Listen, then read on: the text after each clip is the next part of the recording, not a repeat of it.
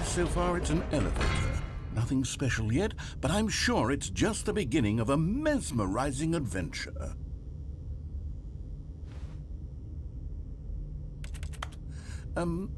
Is it broken? What's going on here? Should we be moving somewhere or... Oh, there we go. All right, finally, at long last, it's on to the new content. I've never been more ready. Let's do it.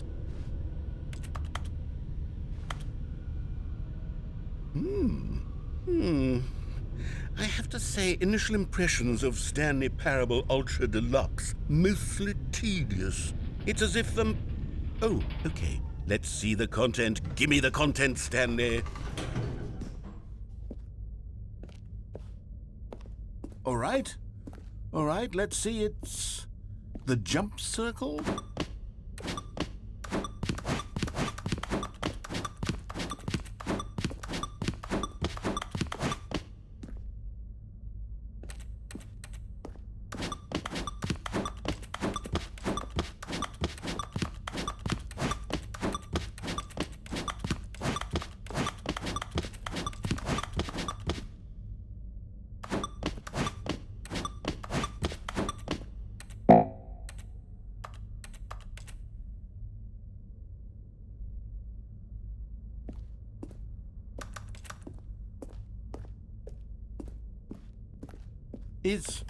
Is that it?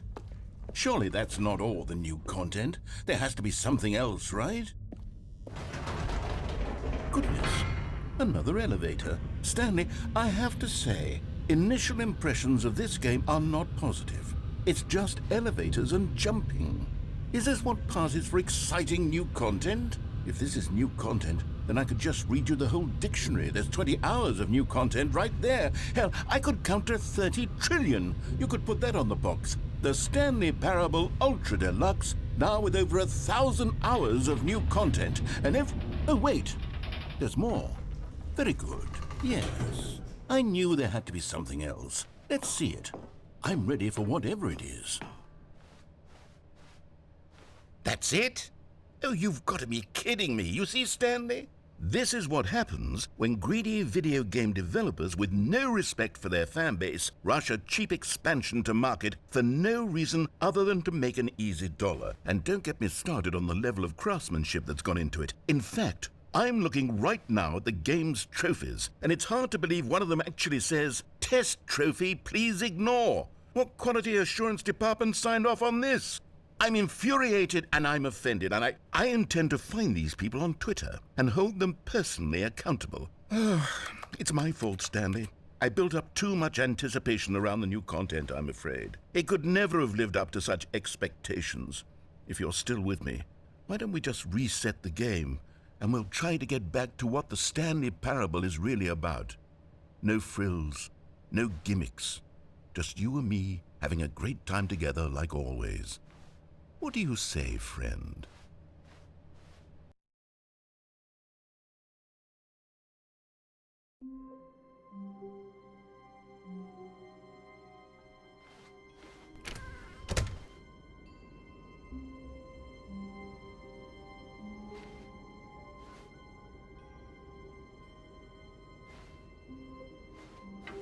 Psst! Stanley! Come over here! In the vent! I want to show you something!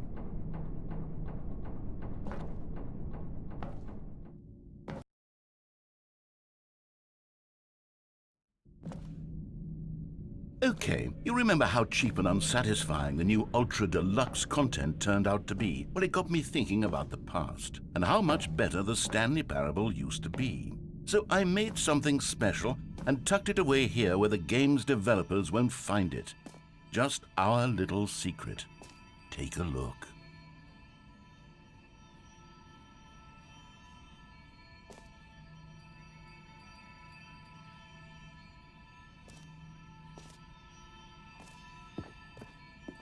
I call it the Memory Zone.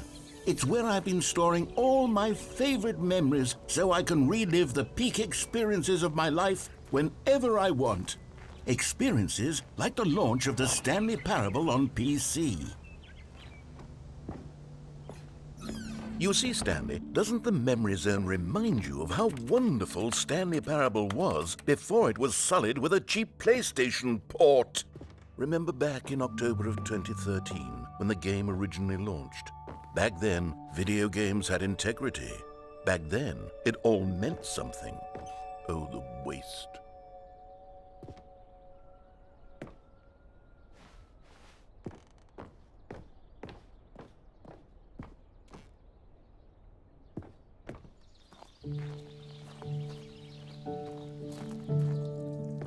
And over here is where I keep reviews of the Stanley Parable. Like this stunning triumph of games journalism, 10 out of 10 from Destructoid.com. James Stephanie Sterling writes, and I quote, "Where so many games that aspire to be more than games end up less than any form of art, Stanley Parable strives and then succeeds to be every game ever created." Did you hear that, Stanley? Every game ever created. That's how grand and all-encompassing the original Stanley Parable was. It was literally every game ever created. It was Skyrim, it was Persona 3, it was all of them, and now it's nothing. It's no games at all. It isn't even the Stanley Parable anymore. It's just a husk now, a lifeless husk with an hour of new elevator content.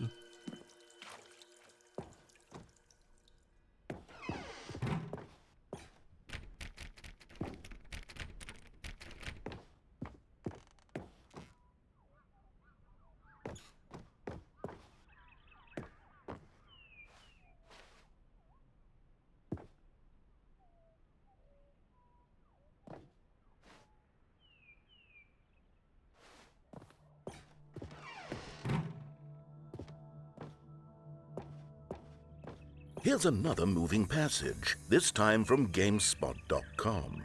The Stanley Parable is both a richly stimulating commentary on the nature of choice in games and one that offers some of the most enjoyable, surprising, and rewarding choices I've ever been confronted with in a game. 9 out of 10. Don't you get it, Stanley? The game was perfect. It didn't need anything else. It didn't need new content. All they had to do was transport it in pristine condition along to the PlayStation, boom, done. And they couldn't even do that. Couldn't resist the urge to go meddling with a beloved franchise.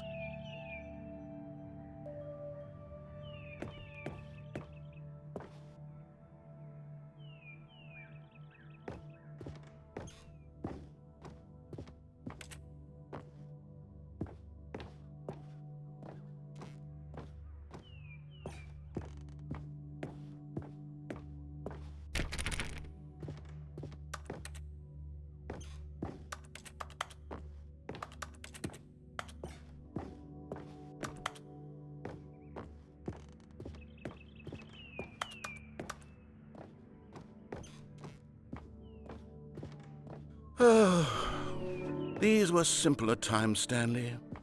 But I wouldn't give to go back to have it all over again. Wait, hang on. I don't recall this part of the memory zone before. What's this? What's down here?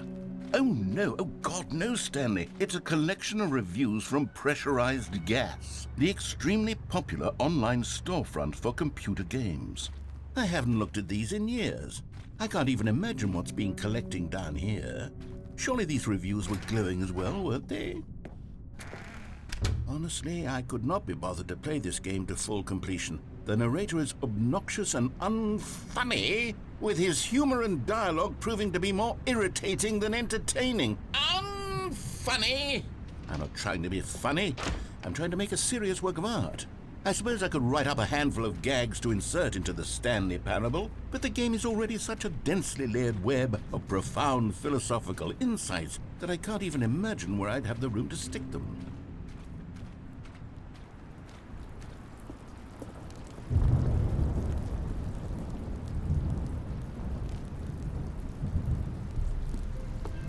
Okay, let's see what this one says. While the idea for the game is good, for someone who prefers non-linear games, this preachiness gets annoying fast. Preachy? Stanley, I'm not preachy, am I? You can tell me if I'm preachy. Honestly, you can. Oh, goodness. This is actually quite shocking for me. Well, to be honest, I had always thought of the game's dialogue as being rather terse to begin with. You can't know how much fluff I cut from the game to get it to feel as light and airy as it... Well, I always thought it did, but maybe it wasn't. Oh dear, what an awful memory to have to hold on to. These black marks on my otherwise unimpeachable track record. I feel like a failure. Like I let these people down. Perhaps the Stanley parable isn't quite as sterling as I always remembered.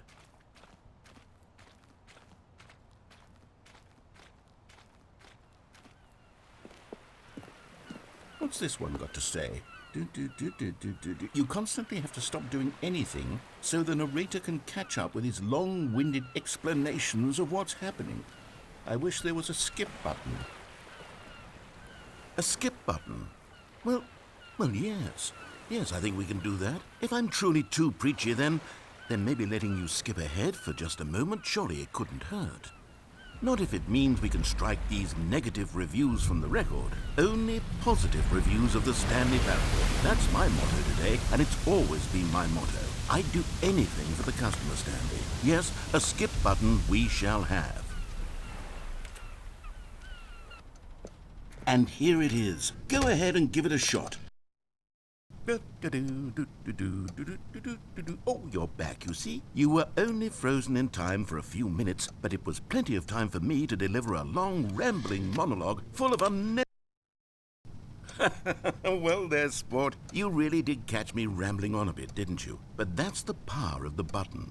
The minute I start to go off on a thoughtless display of self-absorption... Okay, welcome back, Stanley. Now, I should say that the amount of time the button has been skipping through is becoming longer and longer. That last one was, well, I want to say maybe 30, 45 minutes?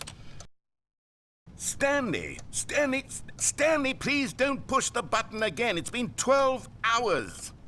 You've just been frozen there. I don't know why the skips are getting longer, but they're... Oh, Stanley, you're back. You're back. Oh, my goodness. I have someone to talk to again. Stanley, I think it's been a week.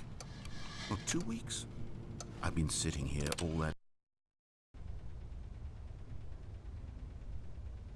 Oh, hello. It's you. You're here again. Welcome. I have had time to think about you and about us and about everything we've been through. I've had so much time. I stopped keeping track after a year. Have you ever sat down in one place and not moved for one entire year? Let me describe it for you. To begin with, there is only regret.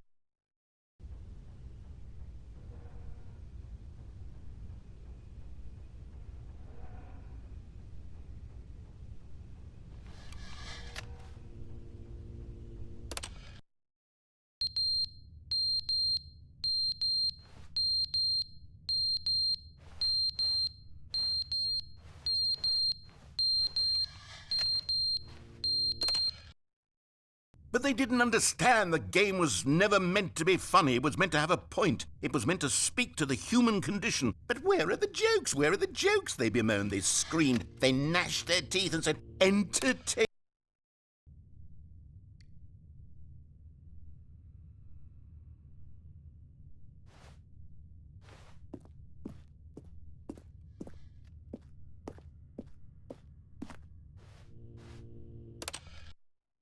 The end is never the end, is never the end, is never the end, is never the end, is never the end, is never the end, is never the end, is never the end, is never the end, is never...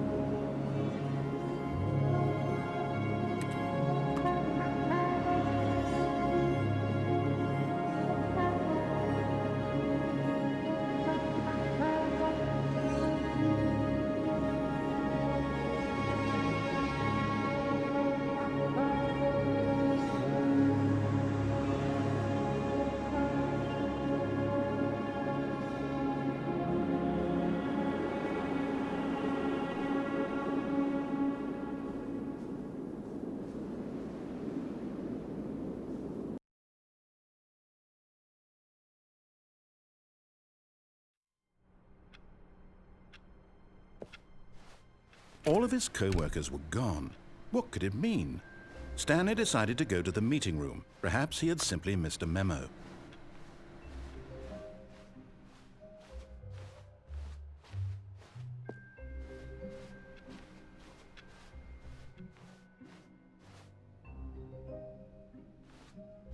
Oh, good. You notice my sign. Yes, I have something very exciting to show you.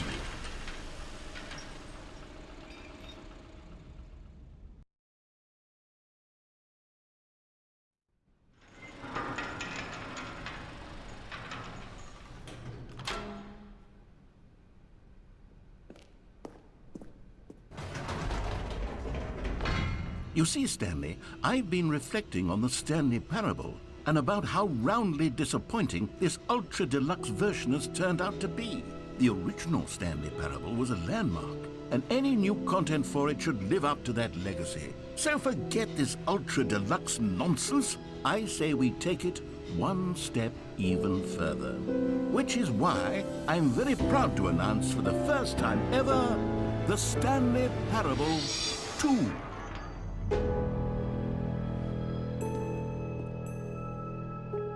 Yes, you see, isn't this far superior to a measly port with a few minor additions? Think of all the new territory we'll cover with a fully fledged sequel. An entirely new experience, built from the ground up. Why, there are so many possibilities. It could go in so many different directions. This is what fans have truly been asking for.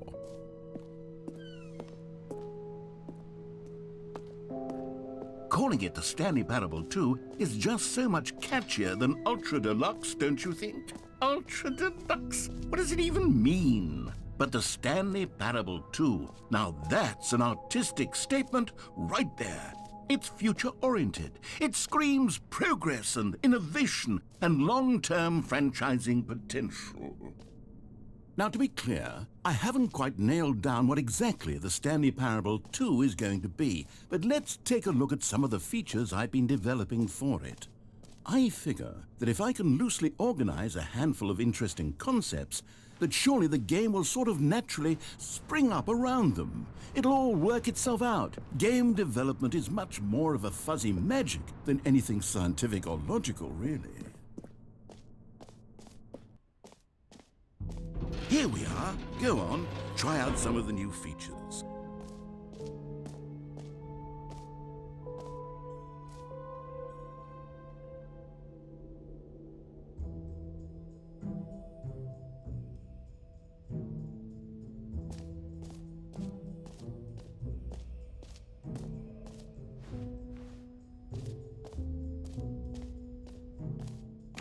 For the Stanley Parable 2, I asked myself, what do players really want? And of course, the first and most obvious answer is that they want to be individually recognized and validated as people. So with that in mind, my first addition to the game is this button which speaks the name of the person playing the game. Isn't that wonderful? Jim. Sorry, I should have clarified. Right now, the button only says the name Jim. But of course, in the final game, this button will say your name, whatever name that is. Here, let's have you role-play as Jim to really simulate the full experience of this feature. Just play along. I promise you'll love it. Okay, here we go. Let's take a deep breath, clear your mind, forget whoever you are, and simply become a person named Jim. I want you to imagine yourself living as Jim. Whoa, hold on. I wasn't finished setting up the backstory. If you don't properly roleplay as Jim, then you'll never understand the impact of this button. Otherwise, it's just a stupid button that says somebody else's name. Okay, we're doing it again, and this time let me finish first. Now, allow yourself to become Jim. Imagine... Jim. All right, fine, whatever. It's just a meaningless button that says Jim. Are you happy now? Get out of here. I'm done with this button. Why don't you go humiliate me in front of a different feature that I worked very hard on? Jim. See, if you'd only played along, that would have been your name the button says, but no. Instead, I can't even think about it. I'm taking the Jim button away. Jim.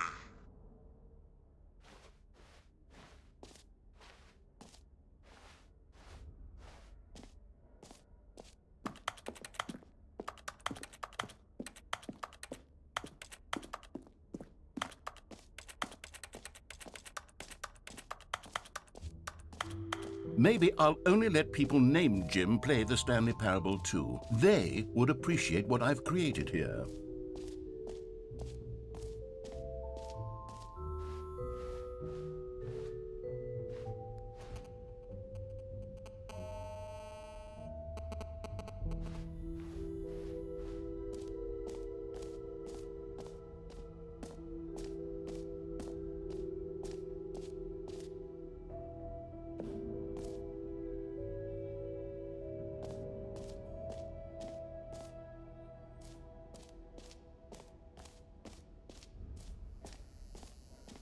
Now, here's something special. You remember that broken test trophy that got left in the game on accident? Well, I'm developing a technology to simply give you the trophy. Yes. You see, you'll come to this lever, and when you pull it, the trophy will be given to you. It's as simple as that. Okay, perhaps I should have clarified. This is technology that will exist. Right now, the trophy is still fully broken.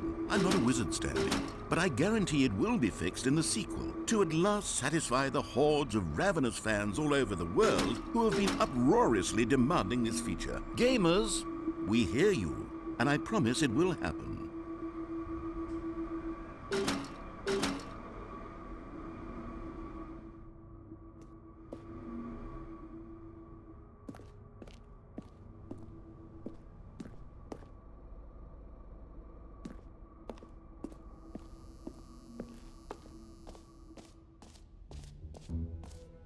What else? What other exhibits haven't we seen yet?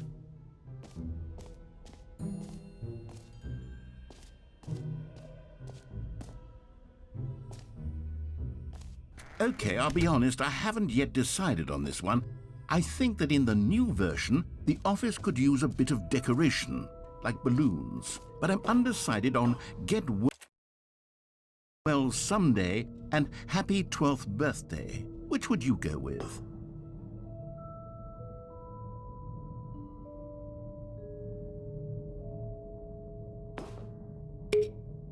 You know, sometimes when you solicit another person's opinion, it makes you realize that you knew which one you actually really wanted all along. Happy 12th birthday, step-niece, it is.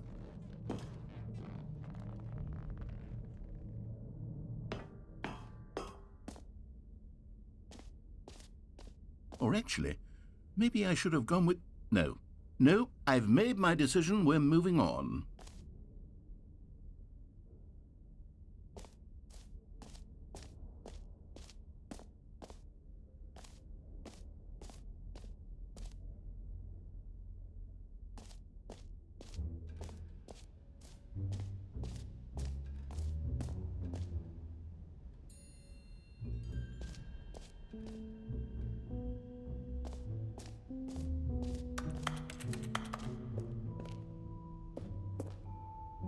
A common complaint of the Stanley Parable was that it was confusing and paradoxical, that it engendered a chaotic sense of reckless despair in those who played it. Well, I'm happy to say that after much consideration, I've engineered a clever solution to this fundamental problem with the game. It's the Stanley Parable Reassurance Bucket. You see, Stanley, anytime you're holding the bucket, a sense of calm and ease will fill your mind and your heart. It's true. As long as you hold on to the bucket, the many disorienting contradictions of the Stanley Parable will feel perfectly normal and perhaps even comforting. You may even come to long for the gentle embrace of jarring cognitive dissonance while the bucket is in your arms. And to be honest, it's a much more convenient solution for me than actually redesigning the game to be less uncomfortable. Can you imagine what a pain in the ass that would be? Yes, the bucket is the perfect solution. Come on, give it a try.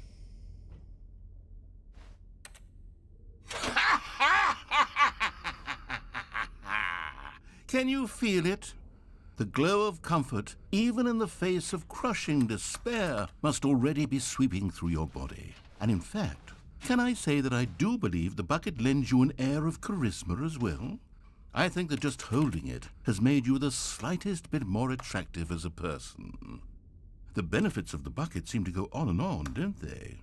All this and more await you in the Stanley Parable 2.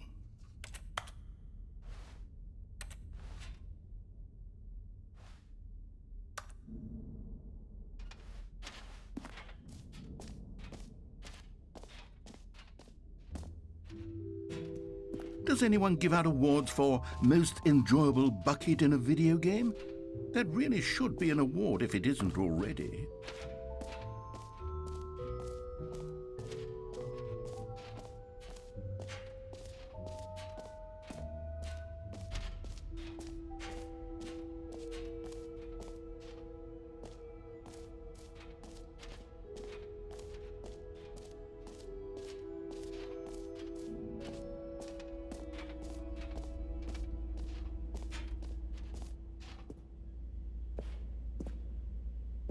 Stanley, here's an idea that I'm truly fond of. It's never been done before in a video game.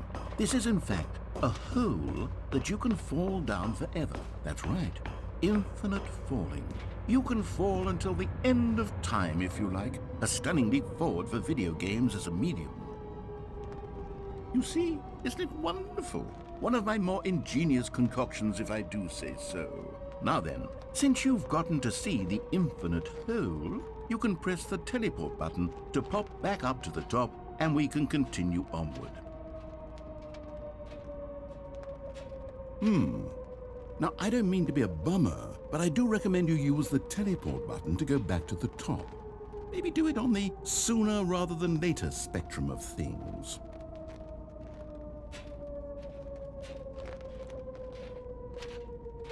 Okay, Stanley, I don't know quite how to say this tactfully, but it's possible that I slightly exaggerated the infinite nature of the hole. Is it a very, very deep hole? To be certain it is. It's an extremely deep hole. I don't want anyone to say that it isn't an astonishingly deep hole. It is. Is it infinite? Well, that sort of depends on your definition of infinity. From one perspective, the infinite is merely philosophical in nature. It's more of a... Okay, well, good for you. You found the bottom of the hole. You found me out, Stanley. I'm a liar and a cheat, and you're so clever. Look, I think the issue here is just that you're unusually fascinated by falling. What normal person actually wants to fall infinitely? I figured the hole was as deep as anyone would actually need. Don't you put this on me. Maybe you're the problem. Look, things got a little heated there. I think we both said some things we didn't mean. Why don't we just put all this behind us and agree to just call the hole mostly infinite? If that works for you, then go ahead and press the teleport button to warp up to the top of the hole and we can move on. I'll just be up here when you're ready. Great. Now, I'm very excited to show you even more of my ideas for the sequel.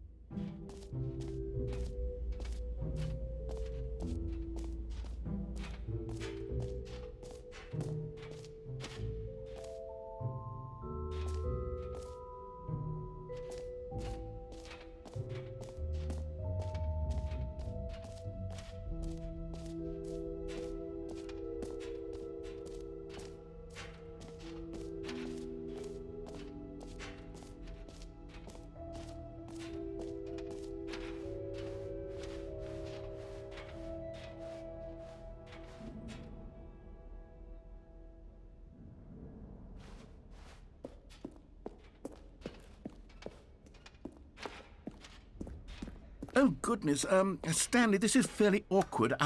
I hate to do this, but before you leave, you really should go to the collectibles exhibit. You see, there is a surprise I was going to spring on you later, and it involves the collectibles. And I really do hate to break the illusion, but it's important that you go see the collectibles, okay? All right, I'll get out of your hair now.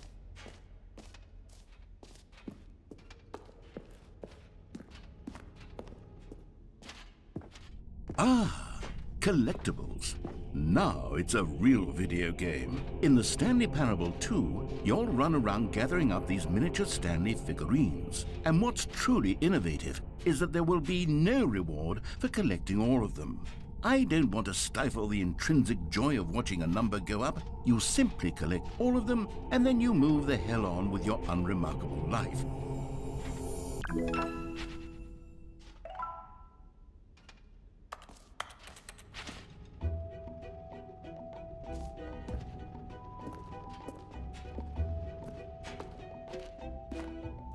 God, it really is the worst when you collect everything in a video game and then they give you a big fancy reward for it. Absolutely tragic.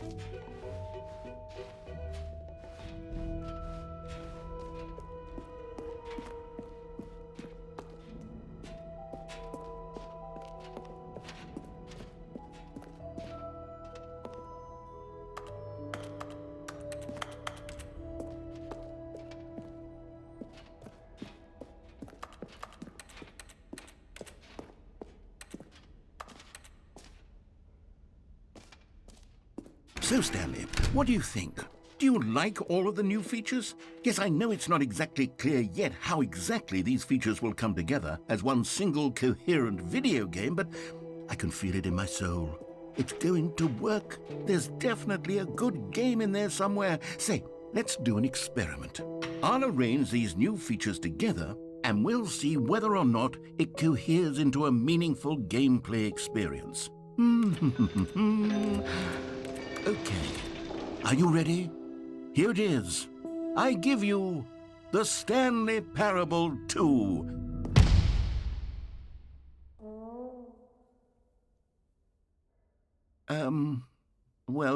I mean, there's potential here, right? It's sort of... Okay, never mind. Hold on, let me do a different arrangement.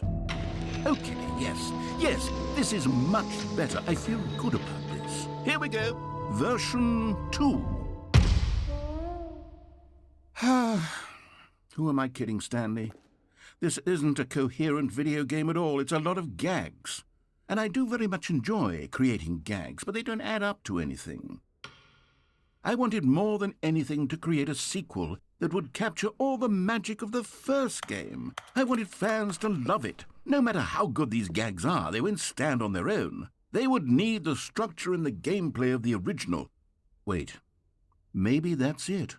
I can take the original Stanley Parable and simply, well, insert a few of my new features into it. Tastefully, of course. With respect. With care for the vision and integrity of the original game.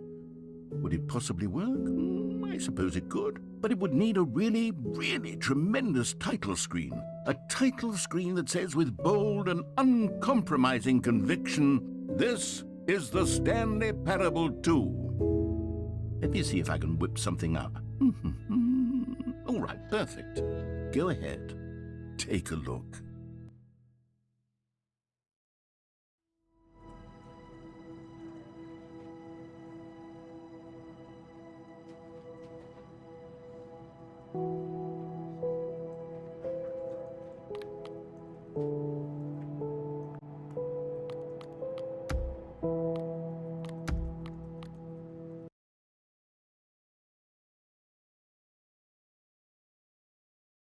This is the story of a man named Stanley. Stanley worked for a company in a big building where he was employee number 427. Employee number 427.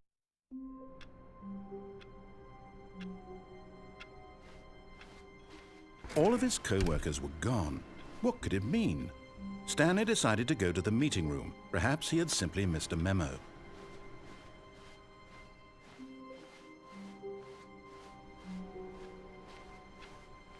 Stanley felt the bucket calling to him, begging him to pick it up. Why, when Stanley came to a set of 2 open doors, he entered the door on his left.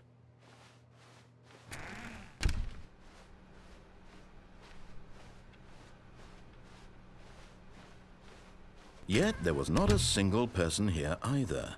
Feeling a wave of disbelief, Stanley decided to go up to his boss's office. Coming to a staircase, Stanley walked upstairs to his boss's office.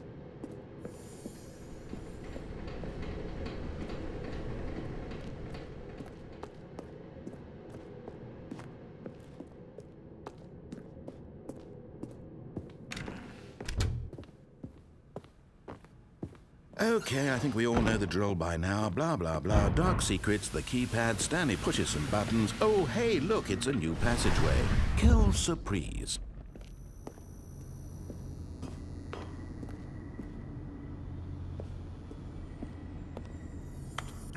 found one of them. One of the miniature Stanley figurines. Remember, no reward for collecting all of these, only the intrinsic pleasure of a job well done. You can't buy that sort of happiness, Stanley. God knows I've tried. So, I implore you to savor each and every moment you come across one of these beautiful figurines.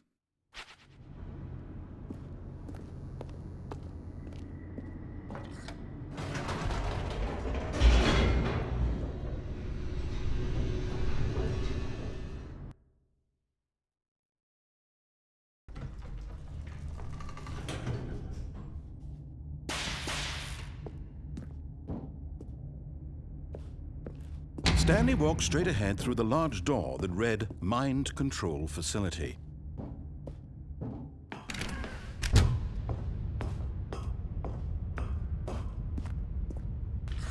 The lights rose on an enormous room packed with television screens. What horrible secret did this place hold? Stanley thought to himself. Did he have the strength to find out?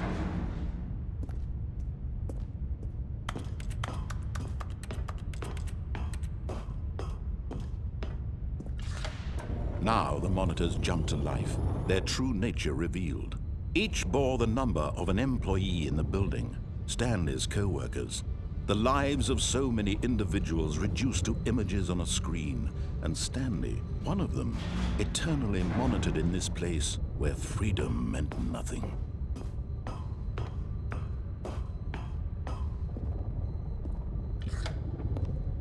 This mind control facility, it was too horrible to believe. It couldn't be true.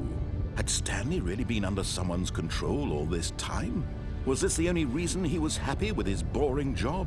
That his emotions had been manipulated to accept it blindly?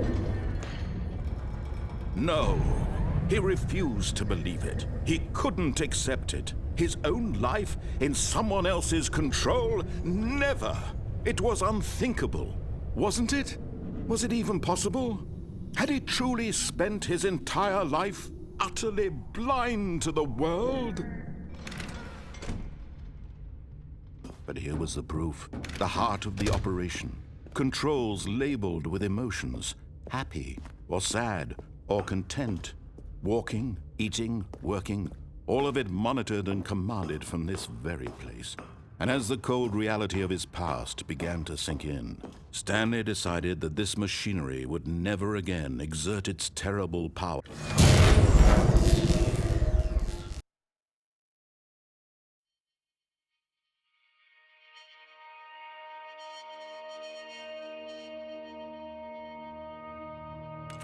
Blackness and a rising chill of uncertainty.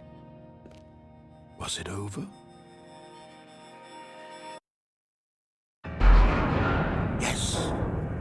He had won. He had defeated the machine, unshackled himself from someone else's command. Freedom was mere moments away. And yet, even as the immense door slowly opened, Stanley reflected on how many puzzles still lay unsolved. Where had his co-workers gone? How had he been freed from the machine's grasp? What other mysteries did this strange building hold? But as sunlight streamed into the chamber, he realized none of this mattered to him, for it was not knowledge or even power that he had been seeking, but happiness. Perhaps his goal had not been to understand, but to let go. No longer would anyone tell him where to go, what to do, or how to feel. Whatever life he lives, it will be his. And that was all he needed to know. It was perhaps the only thing worth knowing. Stanley stepped through the open door. Stanley felt the cool breeze upon his skin, the feeling of liberation, the immense possibility of the new path before him. This was exactly the way, right now, that things were meant to happen. And Stanley was happy.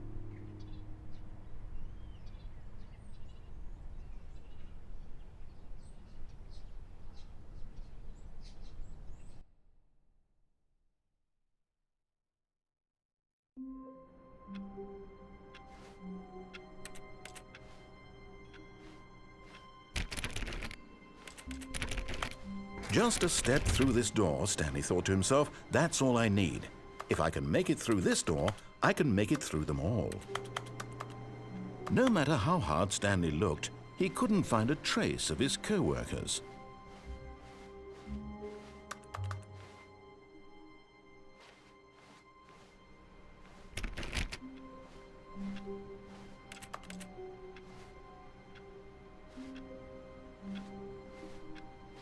Maybe Stanley would never pick up the bucket.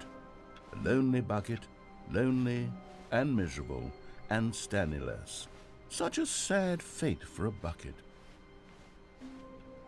Stanley picked up the bucket.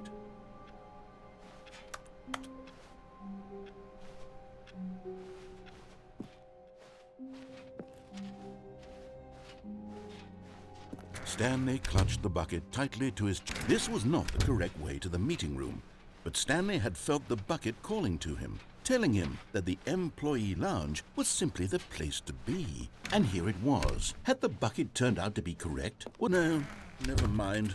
The bucket was wrong. Stanley took the door on his left to go back to the meeting room, and so the two of them detoured through the maintenance section and walked straight ahead to the opposite door.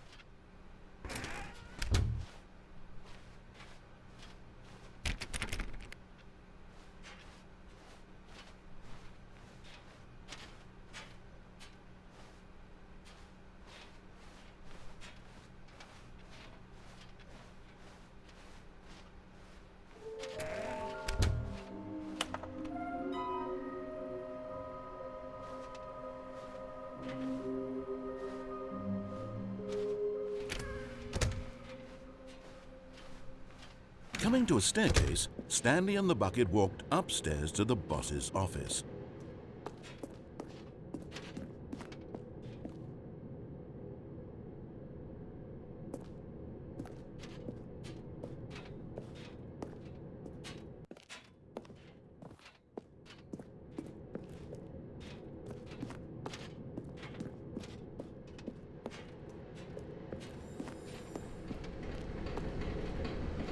But Stanley just couldn't do it. He considered the possibility of facing his boss, admitting he had left his post during work hours. He might be fined for that. And in such a competitive economy, why had he taken that risk? All because he believed everyone had vanished? His boss would think he was crazy. And then something occurred to Stanley. Maybe, he thought to himself, maybe I am crazy. He looked down at the bucket in his arms. Am I crazy? He asked the bucket.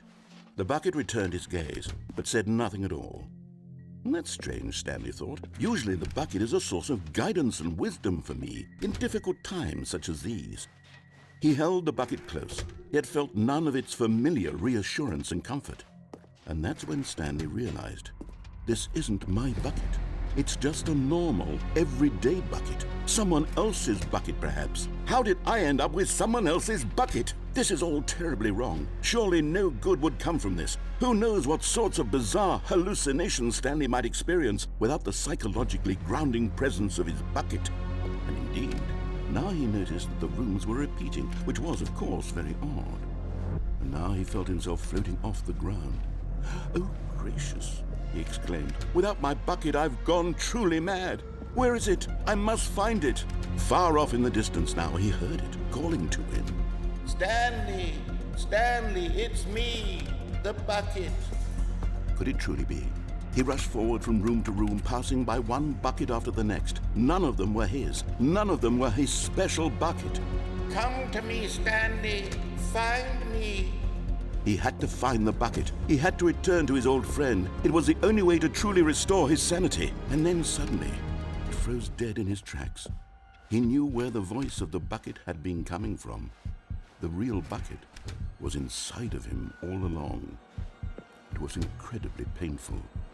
Stanley doubled over in agony and blacked out.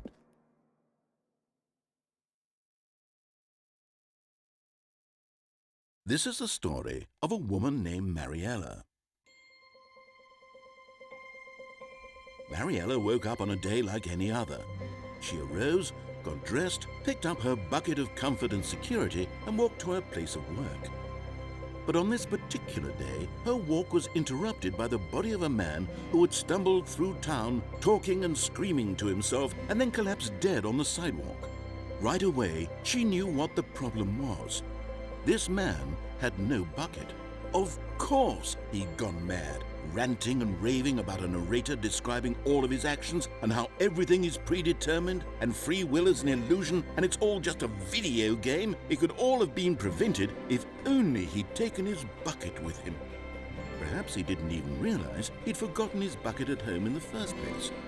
How cruel the world can be, Marietta thought, and she hugged her own bucket even tighter. But of course, she had no time for this.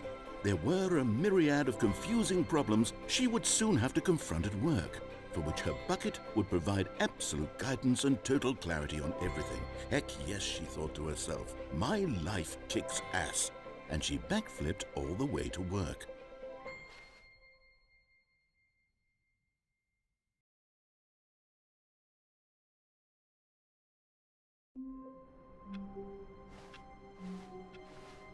A soft wind blew outside and perhaps rain started, and if it did, it stopped shortly after. Stanley hoped that he would one day see weather.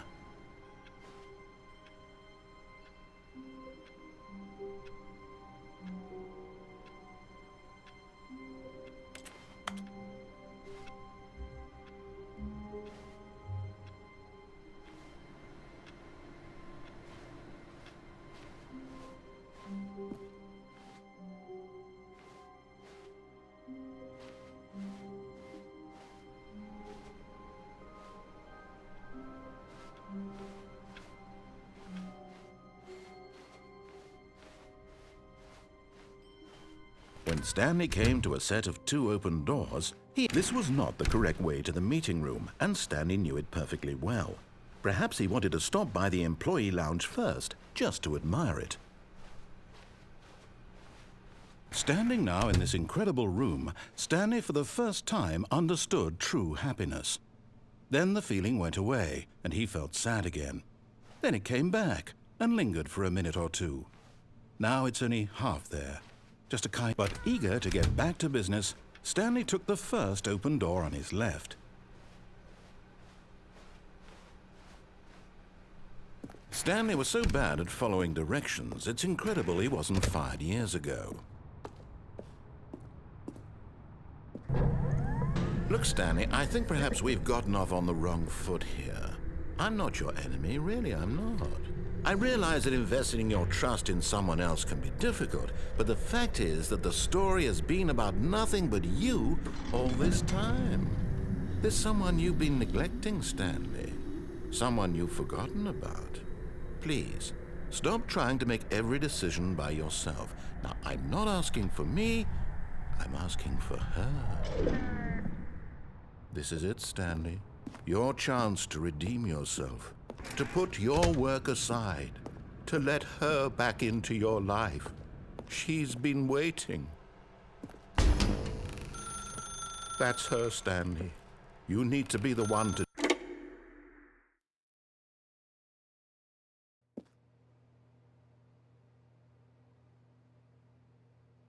Oh, Stanley, is that you? Hold on, sweetie. Sorry to keep you waiting. I'm just pulling the bread out of the oven. All right. Okay, there we go. All right, now, I want you to come in and tell me all about your day. Gotcha. Oh, come on. Did you actually think you had a loving wife who'd want to commit their life to you? I'm trying to make a point here, Stanley. I'm trying to get you to see something. Come inside. Let me show you what's really going on here. This is a very sad story about the death of a man named Stanley.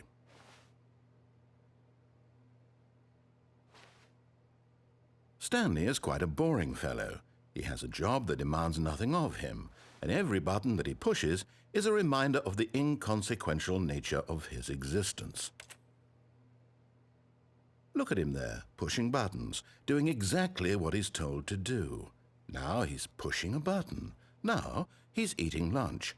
Now he's going home. Now he's coming back to work. One might even feel sorry for him, except that he's chosen this life.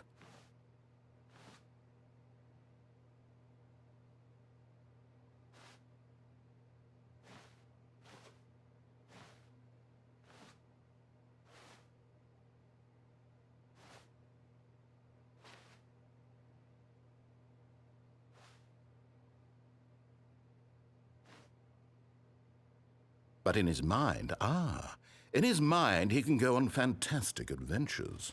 From behind his desk, Stanley dreamed of wild expeditions into the unknown, fantastic discoveries of new lands.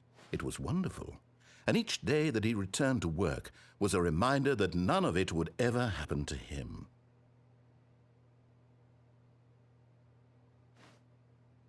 And so he began to fantasize about his own job.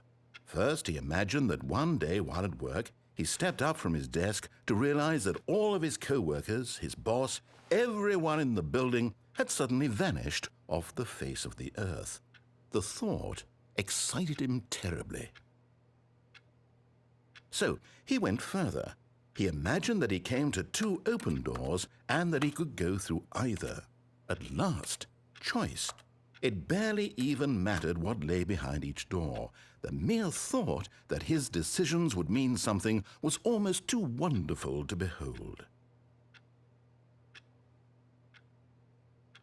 As he wandered through this fantasy world, he began to fill it with many possible paths and destinations. Down one path lay an enormous round room with monitors and mind controls. And down another was a yellow line that weaved in many directions, and down another was a game with a baby. And he called it the Stanley Parable. It was such a wonderful fantasy, and so in his head he relived it again, and then again, and again, over and over, wishing beyond hope that it would never end, that he might always feel this free. Surely there's an answer down some new path, mustn't there be? Perhaps if he played just one more time. But there is no answer. How could there possibly be? In reality, all he's doing is pushing the same buttons he always has. Nothing has changed. The longer he spends here, the more invested he gets, the more he forgets which life is the real one. And I'm trying to tell him this, that in this world he can never be anything but an observer, that as long as he remains here, he's slowly killing himself. But he won't listen to me. He won't stop. Here, watch this. Stanley, the next time the screen asks you to push a button, do not do it. You see? Can he just not hear me? How can I tell him in a way that he'll understand that every second he remains here, he's electing to kill himself? How can I get him to see what I see? How can I make him look at himself? I suppose I can't, not in the way I want him to. But I don't make the rules. I simply play to my intended purpose, the same as Stanley. We're not so different, I suppose. I'll try once more to convey all this to him. I'm compelled to. I must. Perhaps, well, maybe this time he'll see. Maybe this time. And I tried again, and Stanley pushed a button. And I tried again, and Stanley pushed a button. And I tried.